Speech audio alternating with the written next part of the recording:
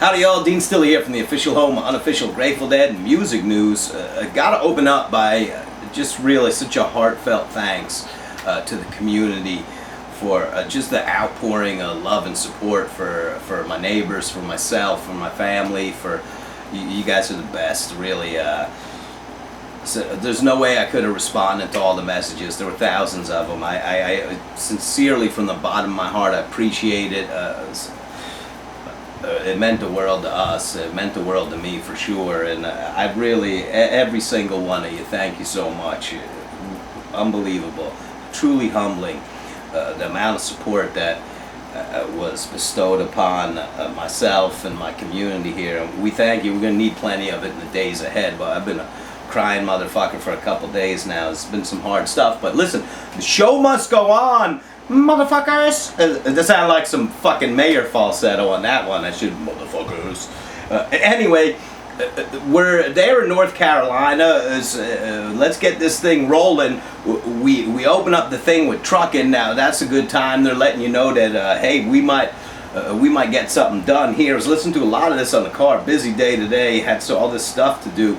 So first set I listened to in the car.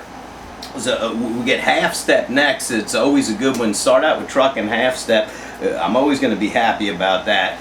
They love each other. That's just fine. A lot of people happy about that. Brown Eyed Women, they did a great job with. Really the moment of the first set for me, To Lay Me Down, really I'm all tears and snot. As that one starts, tears and snot and tears. That one was... that one gave me a chance to get some emotional douching out. I got cleansed during that one. I did plenty of crying. Weird took the whole thing. It might have been Tracy's fault. I don't know. So maybe from the Chicago Review, it was Tracy's fault, maybe. I'm just kidding, Tracy. I love you extra and forever. Weird took the whole thing as... well, that's all I'm going to say about that. Mr. Charlie's next. Listen, rumor has it that Cosmic Charlie's in the building in North Carolina. Even though he doesn't exist, it's like the Jersey Devil, it's like the unicorns and Shrek, and they're all things that people maybe have made movies about or talk about, but I'm not sure there's a Cosmic Charlie, really. I don't even know if it's real. It's a thing of folklore, but rumor had it he was in the building, and Kaiser Sose of Grateful Dead land, I don't know if that's true, but they play Mr. Charlie. I don't know if they gave you your props just right. They play Mr. Charlie. Anyway, Mr. Charlie is there.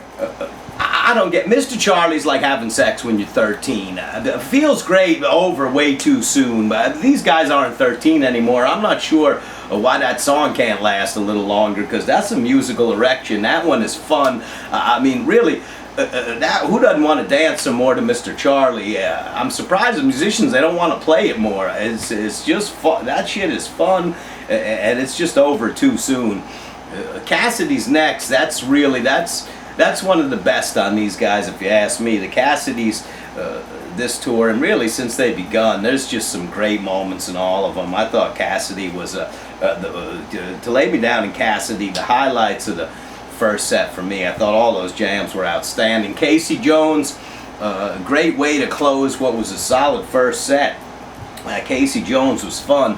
While we're at intermission here, we'll give you a piece of musical history. If you're new to the music, you want to check out the anniversary of the show today, 6/28/85. You want to catch Hershey Park.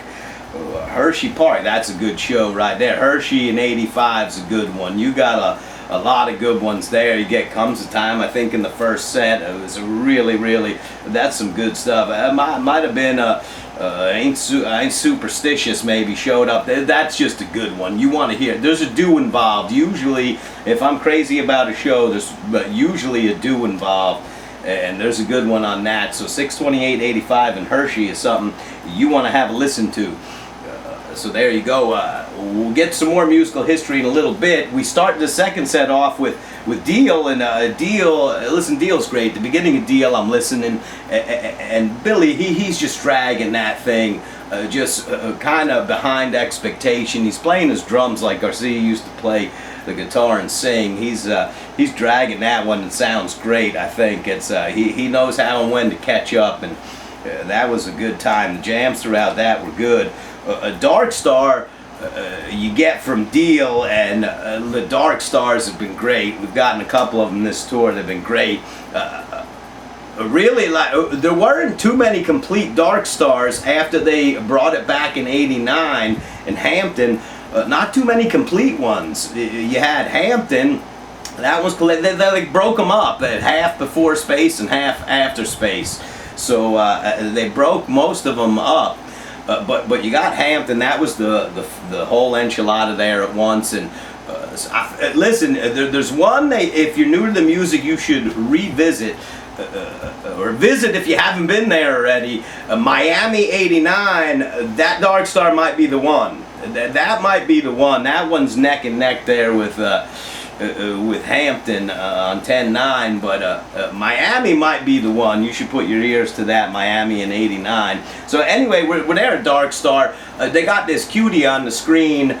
She's almost looking like she's scared, like I'm dancing, but I'm scared. And I understand that feeling. These jams sometimes can be scarier than the motherfuckers. So she looked that way. There's a brother man the show on the stream. He's deep in meditation. He's either meditating or he's sleeping, but I'm gambling, I'm meditating. He looked like he was probably conscious. But this is fun. Tons of cuties on the stream. Really, North Carolina's probably got more cuties per capita, maybe than any other state in the country. Seemed that way. I almost got through the whole second set without a shot of the Ayatollah asshola. Really, just cuties all over the place up there. Anyway, let's keep this thing moving. Funny, early on in the Dark Star jams, things were breaking down and stuff. So Jeff, he's tried to like bring order to it, and it's funny, nobody was biting. You know, John, he was gonna stay in outer space. He wasn't coming back to it. As briefly maybe they thought about it, but I'll tell you what, back into the plasma they went. And you know, I'll tell you one thing: 6 cats go into the forest and get lost. Mayor's not one of them, man. As no matter how much he wanders with his guitar, it seems as though he's never lost.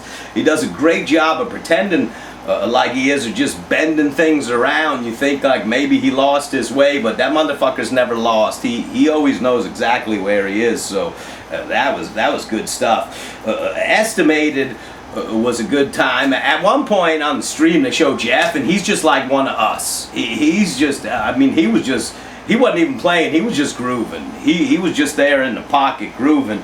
That was great to see.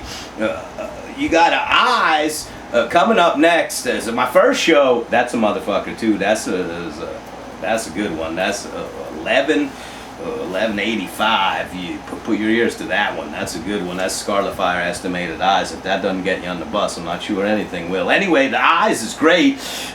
You got a really cool solo segment in Eyes that Mayer was starting musical sentences and Caminti was finishing them. It was impressive. They did that a bunch throughout the solos in Eyes. Really, really cool to see that. O'Teal he was killing it. The solo on there is probably one of my favorites. Just killing it. Really, really good to listen to O'Teal doing that. They go into this drums. Drums created quite a mood. Really, drums made me feel like I'd been brought up by aliens for observation. So it just created this mood around me, and then I started realizing that maybe I really did get brought up for observation, because during Space, now we get to Space, the first, you listen back if you didn't catch it the first time around, Weir puts on his guitar, it's Wharf Rat right away. Now they noodled a little bit and played around a little bit, but right away, first thing Weir does is give you the Wharf Rat signal. During drums, I was so busy thinking I'd been taken up. And then during Space, I started getting concerned. I've been taken up to be observed by aliens. But really, I got to get back down to the planet. I got a lot of shit to take care of. My community needs me. And so we're in space, and I realize I am lost in space, because out of space here comes fucking Shatner with Wharf Rat. This was it. It's I really was on the spaceship. Shatner sings the Wharf Rat. Never going to be a favorite of mine. The harmonies are never going to be good as long as Mayer's in falsetto on that. But I'm sure all he thought it was the most beautiful thing since newborn babies and shit. So you run with that, and we'll move on with the show. Sugar Mag's up next. A great way to close any show. I love Sugar Mags. That one's always fun. So they tiptoed into Sunshine Daydream. It's to me, you should be stomping. They tiptoed into Sunshine Daydream. Just seemed like a little understated way to run into that. They caught up. And started jamming it. There on the screen is my buddy John King, and he's not impressed, because that motherfucker's been on J-Rad tour. So you see, they start the Sunshine Daydream, you get the full shot of John King, he's not impressed. He's like, hey, where the fuck's J-Rad playing tonight? But really, John, I love you forever, man. It was great to see you on the stream. It just made me happy to see your face and know you were there. So anyway, they caught up, and they had a great time with the end of it. I thought the end of it, once they caught up, they killed it.